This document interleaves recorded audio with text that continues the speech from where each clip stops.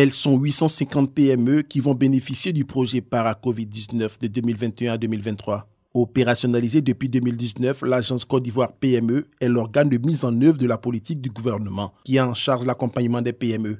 C'est à juste titre que le gouvernement a mis en place un fonds de soutien aux petites et moyennes entreprises dont l'activité a été impactée par la crise sanitaire. Généralement, les PME sont financées lorsqu'elles sont en phase de croissance, c'est-à-dire qu'elles ont une bonne santé au niveau des activités, sans souvent qu'elles sont financées. Mais dans un contexte de crise, vous financez des entreprises, pas parce qu'elles sont excellentes dans les activités, mais plus parce qu'elles ont été impactées par un effet exogène. En ce moment-là, le défi pour le gestionnaire de l'entreprise, c'est comment utiliser des ressources dans un contexte qui existe toujours. Donc votre challenge, c'est d'adapter d'abord votre modèle d'affaires. Au cours de cet atelier, les cabinets conseils qui avaient pour mission de définir les indicateurs de réussite de chaque PME ont présenté leurs résultats. Pour ces experts, ce secteur manque de structuration. Avec le projet Para, cet accompagnement est un plus qui leur permet à leur niveau de pouvoir s'organiser, de pouvoir se structurer et surtout les aider dans leur prise de décision. Parce qu'aujourd'hui, toute entreprise qui a une bonne structuration, la prise de décision pour le dirigeant, c'est beaucoup plus facile, beaucoup plus aisé et ça lui permet de mieux orienter son activité. Un des objectifs majeurs de la politique européenne est l'éradication de la pauvreté dans le monde. Ce projet financé par l'Union européenne en est la preuve. L'agence Côte d'Ivoire PME, comme les autres dispositifs d'accompagnement, ont dû mettre en place leurs outils, recruter des cabinets de consultants pour accompagner les entreprises. Ça prend un petit peu de temps, mais néanmoins on voit aujourd'hui par l'atelier qui est là que les cabinets qui ont été recrutés sont de bonne qualité et que les entreprises peuvent, grâce à ça, à la fois renforcer leurs capacités et accéder à des financements. Représentant 80% du tissu économique, les petites et moyennes entreprises jouent un rôle primordial dans le développement économique de la Côte d'Ivoire. 21 représentants des sociétés coopératives et 6 producteurs individuels élus lors des assemblées générales électives et constitutives des agriculteurs de la filière anacarde. Ils sont désormais membres du collège électoral des producteurs. Ces acteurs devront siéger pour la nouvelle organisation interprofessionnelle agricole, OIA, de la filière anacarde.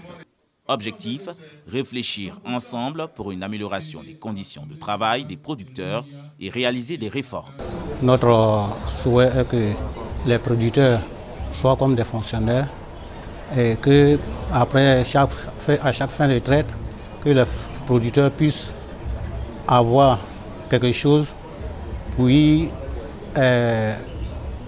qu'ils puissent prendre la famille en compte. Puisque deux fois, nous avons beaucoup de difficultés. Notre programme est assez lourd. Il est lourd, mais essentiellement, ça tourne autour de l'esprit qui doit animer le producteur dans la croissance de la filière. Et c'est ce que nous appelons le producteur nouveau. Ce que nous comptons faire, c'est de mettre en place un système qui puisse améliorer et optimiser le revenu du producteur. Le ministère d'État, ministère de l'Agriculture et du Développement rural, s'est engagé à accompagner toutes les organisations professionnelles du secteur dans leur désir de se structurer. Monsieur le ministre d'État, ministre de l'Agriculture et du Développement rural, attend beaucoup de cette fédération. Et je voudrais vraiment louer votre esprit d'ouverture, votre esprit de consensus. Cela démontre bien que vous avez à cœur le problème de la filière. Ce sont 140 acteurs de la Fédération des coopératives et des producteurs de la filière anacarde qui ont pris part aux travaux de ces assemblées. Le processus de la mise en place de l'OIA est à sa phase finale avec ce nouveau collège électoral des producteurs d'anacarde. Plus de 200 pages qui retracent les 50 années d'existence de la LONASI, la Loterie nationale de Côte d'Ivoire. Un demi-siècle de bonheur partagé, marqué par des hauts et des bas. La roue s'arrête pour faire le point. Nous avons fait un bilan de tous les secteurs de jeu. Nous avons essayé de mettre en place beaucoup d'outils de protection de notre monopole. Le président de la République est le père de la réforme du secteur des jeux en Côte d'Ivoire. Et parce qu'en plein cinquantenaire, il a eu à prendre des réformes dans le secteur des jeux, ce qui a vraiment positionné la LONASI comme une entreprise très performante. Plusieurs œuvres sociales également à mettre à l'actif de la LONASI, la Loterie nationale de Côte d'Ivoire, à travers sa fondation. Nous sommes partis de 600 millions en 2017 d'œuvres sociales à aujourd'hui plus de 2 milliards d'œuvres sociales que nous réalisons, à travers une fondation aussi que nous avons mis en place en 2019. La LONASI a toujours contribué au développement du secteur social en Côte d'Ivoire.